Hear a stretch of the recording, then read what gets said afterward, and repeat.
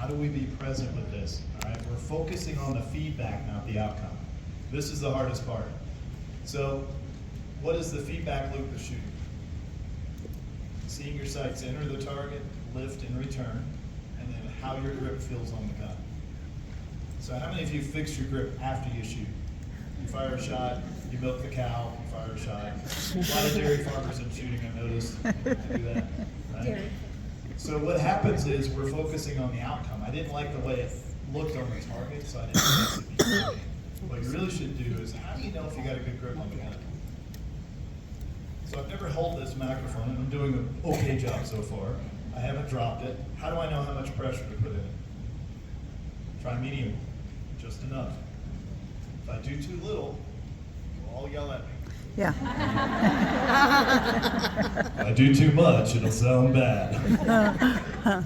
So I'm trying to find the in-between state of how much it is, okay? But here's the problem that gets in the way of this. Whenever you envision your previous errors, it's a program. So whenever you look at the past, you're just reliving what you did.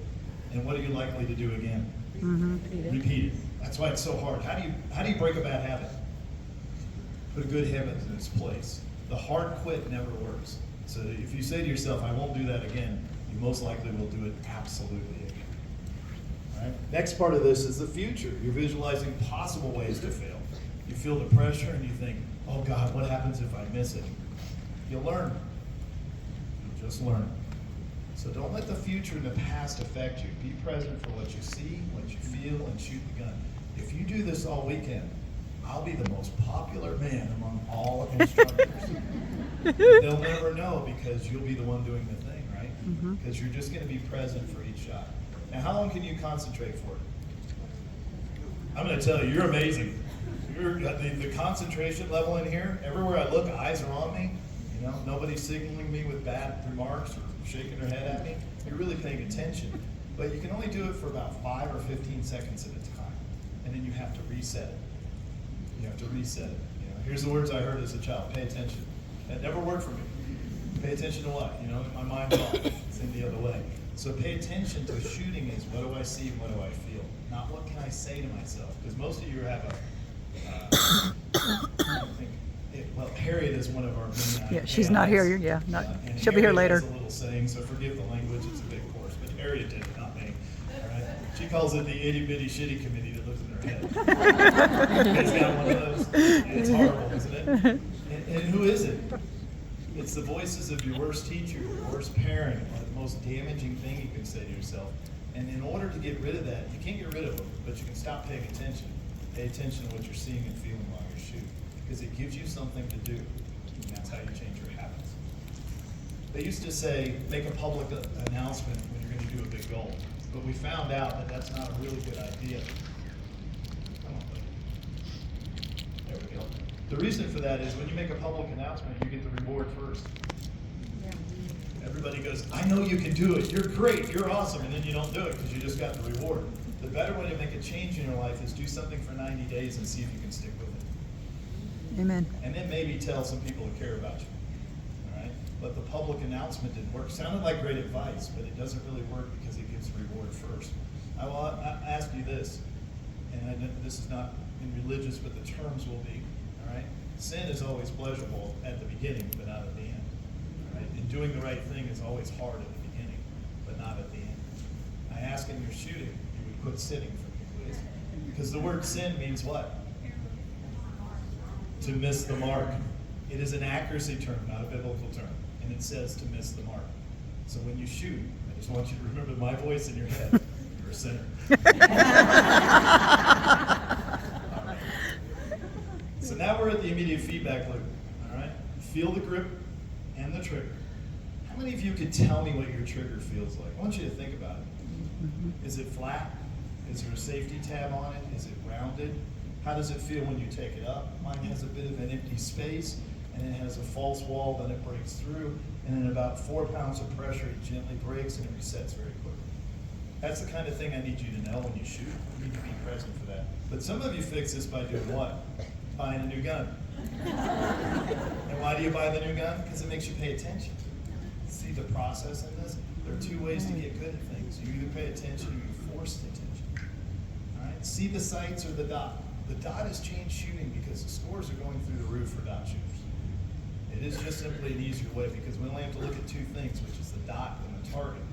Now, I still shoot iron sights too. I have to look at three things. The problem with the human brain is it doesn't do that very well. Everybody hold up your thumb and look at it. What happens to everything in the background? Don't put it down, I know it's heavy. Just ate lunch, consider this a 2-calorie wrap. All right? Now look past your thumb, what happens to your thumb? It gets blurry. So the visual compromise is not the technique of sights or dots, it's how your brain looks at information. And when we're doing the immediate feedback, we have to call the shot, and that means we have to see it enter, lift, and return. That's a really good way to do things. Okay?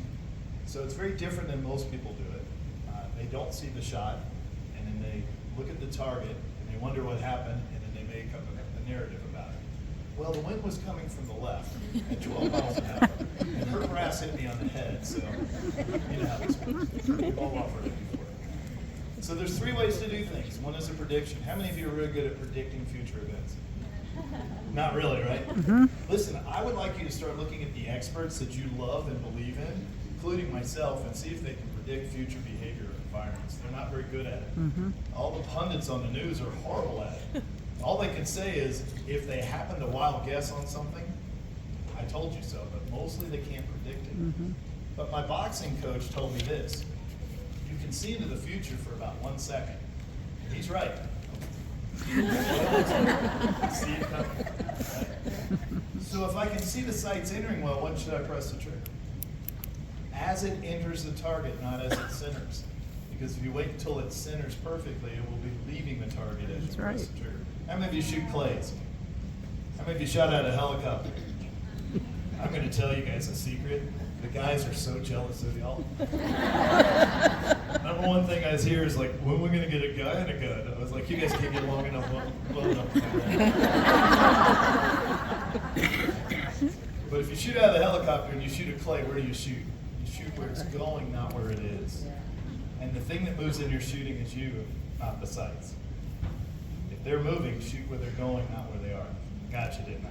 I commented on your shirt earlier because my wife is also Midwestern nice. Oh, that was you. She's in conversation with everybody wherever we go. And she's nodding really nice. She really is. She is. She probably has cheese. Now, reactive says what? Can I correct the error after I do it? How many of you are stubborn? Look at her nodding her head. Yeah. Right.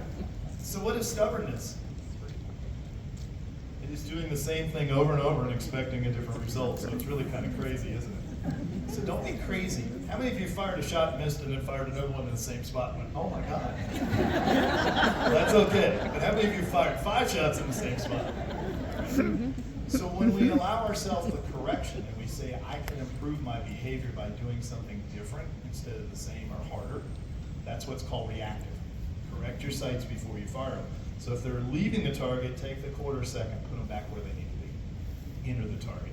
And then the final is deliberate shooting, which would be what? Zeroing the gun, shooting a bullseye, no time limit, very gentle on the trigger, caress the trigger to the rear. Yeah, I said caress, you heard me right. I'm worried about it. All right? But most of you press the trigger like what?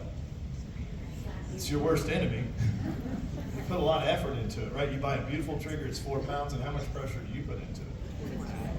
Yeah, all of it, right? You're like, I don't know how to go. Sorry, 25. So when you're shooting deliberate, it's maximum precision. How much can I do this without affecting things? And then we get to good enough. And I want you to live by that. If it hits the target, what can we say to ourselves? If you start talking to yourself in positive terms, do you think it would change or improve who you are as a person? How many negative thoughts do you have to every positive thought? More. They say 5 to 1, but I doubt it. Right? It's probably 10 to 1, 20 to 1. So we've got to say when we do well, good enough. Not perfect, but good enough. You feel me? Yeah, I know, I can tell. Preacher Brian's in the house, I get it.